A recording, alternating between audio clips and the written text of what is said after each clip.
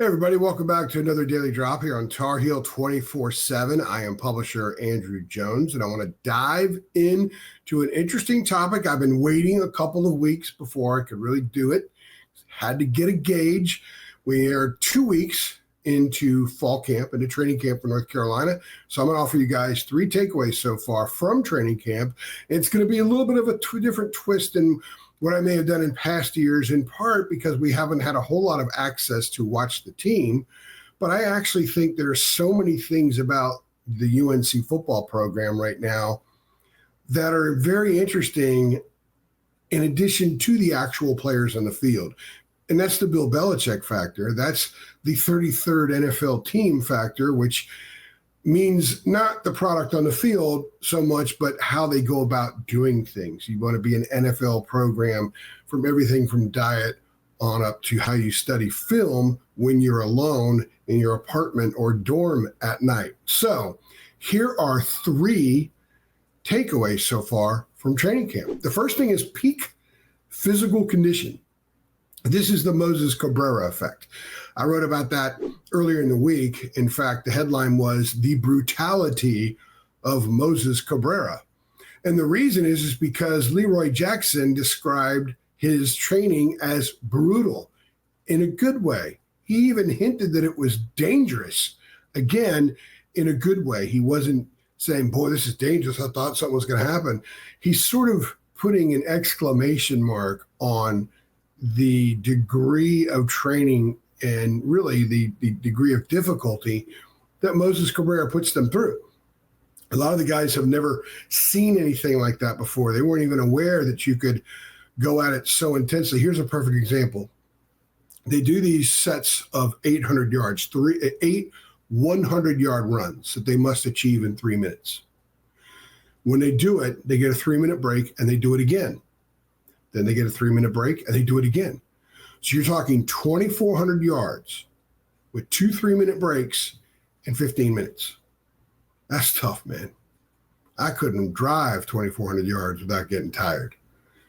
That's peak physical condition. That is putting yourself in position to handle not just 4 quarters, but be sharp for 4 quarters. But also, one of the things that a lot of people either do or don't understand, a lot of people that I've talked to before think that injuries are often because just the guy doesn't stretch well. A lot of it is being tired. When you're tired and your brain is trying to get your body to do something, but the body fully can't do it, you subject yourself to injuries. The body falling on the leg, not being able to beat somebody with a block, so you're back further in the knee turns or something like that. When I say you're back further, you mean push back, and you're trying to stand your ground, so to speak, in the knee turns. The cuts aren't as sharp because the body just doesn't perk like it needs to. What Moses Cabrera has done is he's gotten this group into as good a physical condition as any of these guys have ever been. And it's something that Bill Belichick has talked about. And if you snoop around, people will tell you these guys are in incredible shape. They can play 4 quarters right now. They can go 5 quarters. If they had to go 5 quarters, NFL teams have that extra period, and college, the overtimes are a lot quicker. But it's not just your starters. Everybody across the board, they compete with their peak physical training. And it's not just the body, it's also the mind. The mental strength of this team is something that I think can help it win some very close games. But you have to combine that. The stronger the body is, the less the mind has to push through.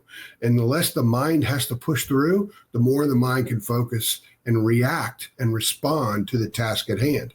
All this stuff goes hand in hand. Slower body, slower mind. The mind has to fight through something to get the body to fight through it. Ain't gonna happen. So that's the first thing. This team is in great physical condition. The second thing is the evaluation process I find fascinating. I love when Bill Belichick talks about, right, guys, well, we're just going to evaluate. We're evaluating right now. They got a game in a few weeks, so we're evaluating. We talked to him on Wednesday before practice, Wednesday morning. And multiple questions were asked about evaluating, about the installation process of the offense and defense. And I really, really, really liked what he said. Most coaches In fact, I don't remember a coach that wasn't like this. Mac Brown didn't talk too much about install, but like Larry Fedora, day 3, we talked about the practice. We got 90% of the install in. Tom O'Brien, when I covered him, or Chuck Amato, heck, even David Cutcliffe, when I covered him a little bit his first days at Duke. We got to get that install. It's all the install. And they get everything installed, and they move forward. Now, I'm sure they tweaked, but they never talked about tweaking. I can only go by what was said. I am fascinated at what Bill Belichick said the other day about the install process, that, hey, we can't put the full installation in there on either side of the ball until we see these guys hit, until we see them hit trying to execute the install. So with it taking a while, there's the NCAA acclimation process period in order to kind of slowly get guys into full pads and hitting. They can do a lot of stuff and get a lot of intel about skill positions and all that other stuff without being in full pads. But the line of scrimmage, you got to be in full pads, and you got to bang. And you got to bang again, and you got to bang again. And then you have to bang trying to do the things they're asking you to do in accordance with the install. So he said, once they get pretty good evaluation of the players in the trenches, then they can maybe toss out a few things from what would normally be in the install, add a few things to tailor to what their strengths are. So for the first time in my 3 decades doing this for a living, we have a coach who actually says the install technically isn't fully in. They're still working on it. And that's the high-level stuff that the people who have covered Belichick said, keep an eye out for that. Keep your antenna up for the high-level genius stuff. They call him a genius, right? Well, he's not rushing into anything. They got a football game in 2.5 weeks, and they are not even close to preparing for TCU because they're just worried about themselves. And there's no rush. There's no panic to figure out who they are. Because if you try to run forward without fully knowing, everything falls apart. That's when the wheel shoots off that way. The wheel shoots off that way. Steering wheel locks up, and then it's a mess. That's what they're trying to avoid. That's what all of his decades in the NFL and becoming one of the greatest coaches of all time has taught him. So you're watching that play out here with the process and how they get the full install in there. And with that is the patience. And the other thing comes from what I did see at practice. And again, we haven't seen a whole lot. We got about 22, 23 minutes first practice, not even 15 Wednesday. But it's also in asking questions and listening to what players say and people say. The mixing and matching in drills is a takeaway that I find fascinating as well. I'm very fascinated by a lot of things about this process. And there's the P word. If you're new to us, Jacob and I love to use the P word, process, because everything is a process. And we're watching Bill Belichick process. And part of that is mixing and matching in drills. For example, you go watch the sled. It's not just offensive linemen on the sled. You're going to see tight ends on the sled. You're going to see a mix and match. You're going to see 2 starters and 2 walk-ons on the sled. Like, there's no specific order a lot of the time with drills.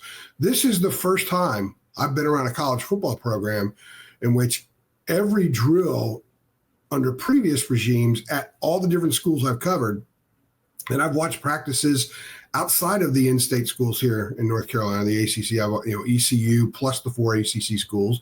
I've been to Dabo Sweeney practices. I was at Frank Beamer practices back in the day.